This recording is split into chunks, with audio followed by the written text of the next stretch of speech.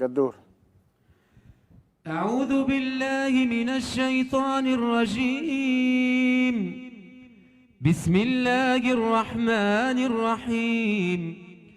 وقضى ربك ألا تعبدوا إلا إياه وبالوالدين إحسانا إما يبلغن عندك الكبر أحدهما أو كلاهما فلا تقل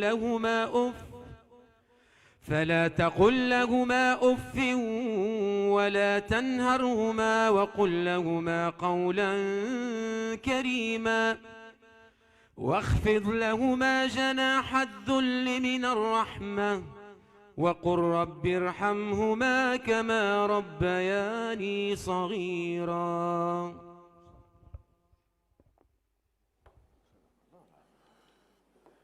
والله شوف الآية الكريمة، الآية فيها معنى كبير ياسر للناس اللي تفهم وتدبر القرآن. شوف ربي سبحانه كيفاش وقضى ربك ألا تعبدوا إلا إياه، وديريكت معناها الثناء على بر الوالدين وبالوالدين إحسانا.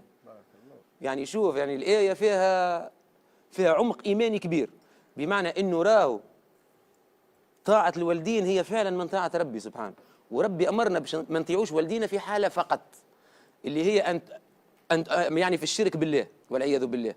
كل شيء والديك غالطين مش غالطين، ظالمينك مش ظالمينك، أنت السمع والطاعة فقط. وإن شاء الله يا ربي يرحم كل أم متوفية، وإن شاء الله يا ربي يستر ويرزق كل أم بر أولادها، وإن شاء الله يا ربي كل أم في الدنيا دي إن شاء الله ربي يعطيها الوقت الطيب، وإن شاء الله ربي يحميها، وإن شاء الله ربي يبارك في عمرها.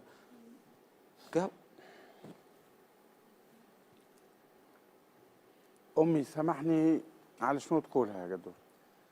والله شوف هو راهو بمجرد راهو اغزر، مش لازم انك باش تعمل خطيئة كبيرة باش تقول لامك سامحني، راهو يعني بمجردك الشعور بالتقصير، شعورك انك مقصر ديريكت، يعني تمشي وتبوس لها يديها وتبوس لها ساقيها وتبوسها من راسها وتقول لك كل سنه نعملها، تقول يا وليدي شنو، قول لها مثالش راني حاسس فما حاجه لداخل هكيك باش تتنحر، نجي قلت لك سامحني. وراهو مش لازم انه باش تعمل حاجه باش تمشي لامك باش تقول لها سامحني، ما يصيرش حتى ما فما شيء، يمشي لها كب عليها وبوسها وقول لها سامحني ولو ما فما حد شيء. للاسف والله خليني نفتح قوس صادق، للاسف الشديد قاعد نشوف هنا يعني في المجتمع نتاعنا توا حاجه تقزز وحاجه يندى لها الجبين، يعني علاقه الوالدين، علاقه عفوا الابناء يعني بالام والبو.